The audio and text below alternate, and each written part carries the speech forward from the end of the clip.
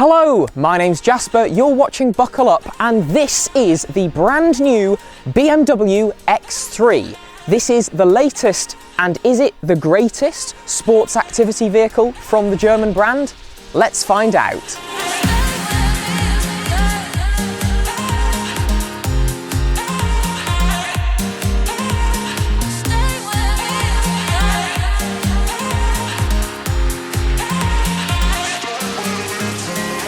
Well, at the front, this new generation has been vastly improved. The X3 was never a particular looker across most of its generations, but this is actually pretty good.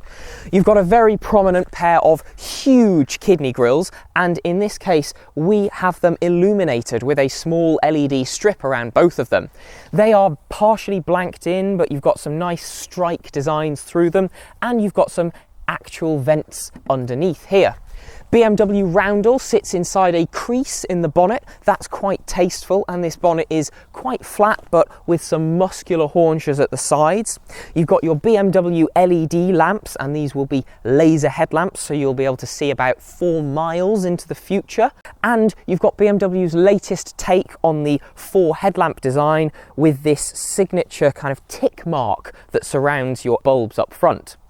This is the M Sport styled package, and you've got some black plastic elements to your grille down here, some actual aerodynamic vents over at the sides, and then this portion of the grille is an active flap design, so it will close and open depending on cooling demand and to increase your driving efficiency. Let's have a look around the side, where we'll find these absolutely ginormous 20-inch diamond cut alloy wheels. Now these look brilliant, actually. I really like the style. They do look quite large, but you've actually still got a reasonable amount of sidewall on these tyres. They are low-ish profile, but they're not kind of strips of paper around your alloy rim. These are M-style alloys, and you've got behind those large blue painted brake calipers. On your quarter panel, you've got an M badge because, of course, M Sport styling has been applied to this. You've got large door mirrors with cameras integrated into them for the surround view camera system. And then down here, we've got the sleek, streamlined door handles that we're starting to see on most BMW and Mini models. A very large glass house that's surrounded in a lovely gloss black plastic finish. Rear tinted windows, very classic X3 styling along the side with a strong shoulder line that works its way up towards the back of the car. And it's actually quite a good side profile, pretty boxy, pretty practical looking. Let's see what it's like at the back, where you'll see some lovely, quite stylish light clusters that really curve round from the side of the vehicle. Now, this overall styling is giving me iX or XM at the back. Now, I do quite like it. I think it looks really quite squat, low, purposeful, sporty even, despite this only being the X320, which tells me that it's got a 2-litre petrol engine up front. So it's not really a sporty model, but it does give you a lot of presence on the road. You've got quite a small compressed rear screen, lovely gloss black boot spoiler over that. You've got a rear wiper, dark tinted glass, and this gloss black plastic comes down around the sides of the windscreen. Large BMW roundel, X320 badging. Further down at the bottom of the bumper, we've got gloss black plastic, diffuser-esque styling. No visible exhaust tips on this model, but you do have an exhaust under there, so this isn't really a diffuser that's doing much for you. Large reflectors at the sides, and then if we open this automatic boot, you will be greeted with some filming gear, and in the case of this model, 570 litres of space with all of the rear seats in place. If you fold them down, you get up to 1,700 litres of space back here, which is absolutely massive and really very practical.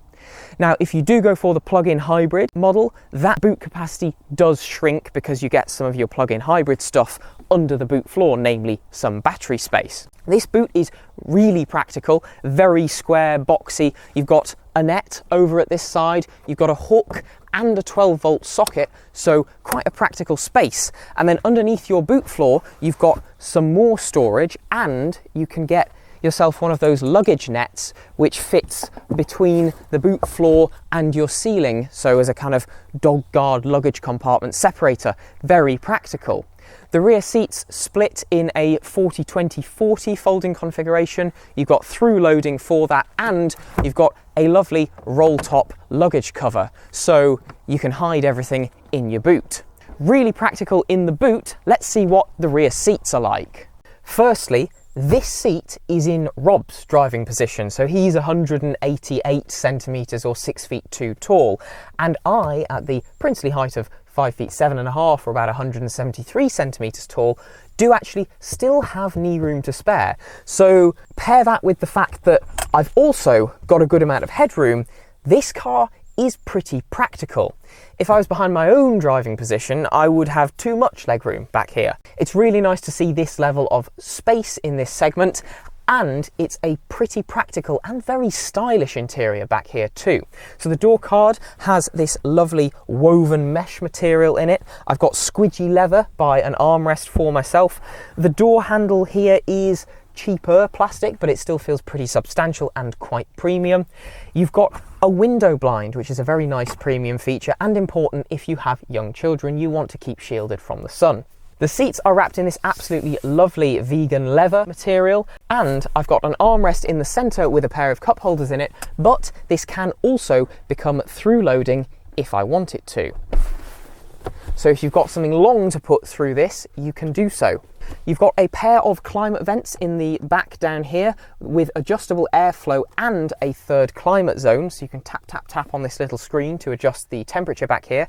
They are flanked by a pair of USB Type-C sockets, and I've got nets in the backs of both of these front seats, as well as somewhere that you can open to clip in, I assume, some accessories, which is quite nice. The door card's got a good sized cup holder in it and a little cubby behind that, so this cabin is very practical. The materials back here are lovely, and it's actually really spacious. Widthways, the car's great too. There is a bit of a hump in the floor, but you would be able to get 3 adults back here as long as they're not massive for a reasonable length of journey. Another thing that's really nice is you've got a full length panoramic sunroof, and that's actually very nice to just gaze up through. So there's definitely things to keep your family members back here entertained with. This is a very impressive cabin so far. Let's see if it's the same case up front. It is more of the same. I've got the same absolutely gorgeous woven mesh material on the door cards, and that glides around beautifully into my dashboard. So it's a really lifting kind of premium interior. This grey material also works beautifully with the fake leather that's on the seats and in the door cards. Same level of plastic on the door cards around my switchgear and pull handle, but it's actually pretty sturdy looking. Steering wheel is wrapped again in faux leather and has got the BMW crisscrossing stitching in it. It's going to do that every time I say BMW, isn't it? Yes, it is. And it's got the classic crisscross stitching that you find on their steering wheels, but because this is not an M Performance model, you do not get the actual M colours in it. What you do get in the interior though is a beautiful splash of colour in the form of this ambient lighting, both in the door cards, across the dashboard and around your centre console. Now this is configurable, you can choose one of a range of different colours in the menu, and it's just this little pop of colour that kind of lifts the interior. Really quite a premium feeling space in here. That's helped of course by the massive screen in the centre. This is a lovely curved widescreen display. It's the 9th generation of BMW's in-car infotainment systems, and it's very usable. The menus are very slick, very accessible. The climate control is built into the bottom of the screen, but you can actually ask the digital assistant to change the temperature for you if you don't want to tap, tap, tap away. They are always there on a bar at the bottom though, so it is at least accessible enough. Your climate vents are adjusted with little sliders that are underneath the slots in the dashboard, and something that I do really like, you can individually change the level of airflow in the vents in the doors using touch controls over here. The doors also say X3 in them, and you've got 2 memory positions for the electrically adjustable seat up here. This seat is very comfortable. It's got under thigh support, which somebody as short as I am does not actually need, but it's a really supportive, very comfortable and quite hugging seat. So a very premium feeling cabin.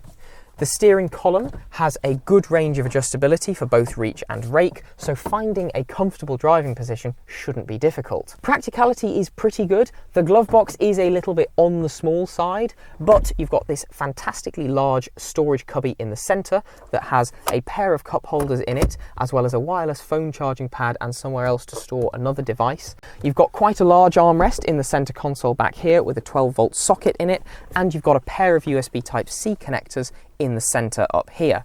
The door bins are massive. You can get at least a large bottle of water and then several other things in them, so a very practical interior in that sense.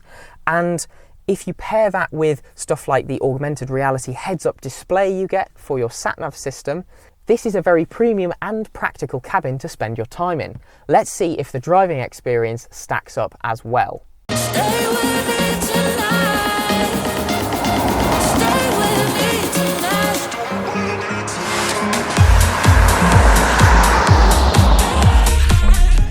Okay, so driving the X3, the first thing to note is the seatbelt gives you a little bit of a hug as you pull away. That's quite nice, makes you feel quite safe and cosseted. That's the general theme with this car. It's got heated seats all round, but you get heated seats in the front as standard, and that is a very nice thing. The engine is a 2-litre turbocharged petrol 4-cylinder, and it's mated to an 8-speed automatic transmission with a 48-volt mild hybrid system as well. The engine produces at its peak 190 horsepower and 310 Nm of torque, both of which are pretty good numbers.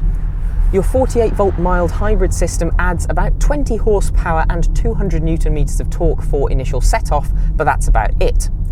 Once you get moving, it's solely petrol power, and that is fed to all four wheels with BMW's xDrive system.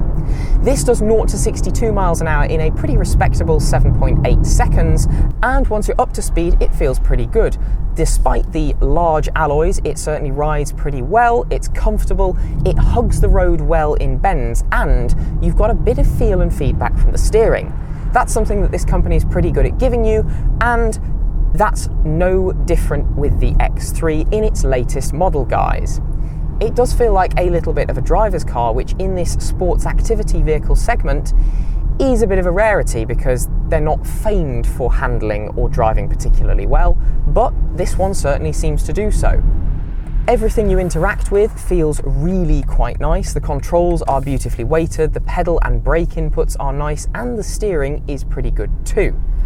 All of the systems you have in the car are great. This infotainment system is lovely, and you've got a great range of driver assist systems such as fully adaptive cruise control available on this model range, so that makes driving this a bit of a breeze. I absolutely love the heads-up display, and if you're using the BMW sat-nav, you will get augmented reality directions appearing in that windscreen viewpoint, which is great. Overall then, this drives very nicely. The only sticking point that you might reach is price. Because as tested, this is over £62,000, so it's absolutely not cheap. But when you factor in the comfort, space, style, practicality, and powertrain you get with that, which is a pretty good one, you can kind of start to justify that price, however painful it may be to do so. That, though, is probably about enough, so let's go and conclude.